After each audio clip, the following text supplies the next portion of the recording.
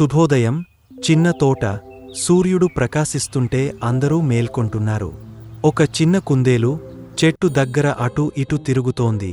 దాని ముక్కు ఏదో వెతుకుతున్నట్టు ఉంది. కుందేలు ఆగా 2 తేనెటీగలను చూసింది.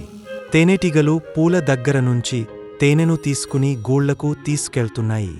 చెట్టుపైన 3 చిన్న పక్షులు కూస్తూ ఉన్నాయి. వాటి మధురమైన పాటతో గాలి పరిమళించింది. కుందేలు ఆనందంగా విన్నది. కుందేలు కొలను దగ్గరకు వెళ్ళింది. అక్కడ 4 కప్పలు లిల్లీ ఆకులమీద కూర్చుని అటూ ఇటూ ఎగరి దూకి కుహుకుహు అంటూ ఆడుకుంటున్నాయి. కుందేలు ముందుకు వెళ్ళింది. అక్కడ 5 సీతాకోకచిలుకలు గాలిలో ఎగురుతూ చక్కగా నాట్యం చేస్తున్నాయి. కుందేలు చాలా మంది మిత్రులను కలిసింది. మళ్ళీ చెట్టు దగ్గరకు వచ్చింది. అక్కడ తేనెటీగలు, పక్షులు, కప్పలు, సీతాకోకచిలుకలు కలిసి ఆడుకుంటున్నాయి. కుందేలుకు ఆనందంగా అనిపించింది.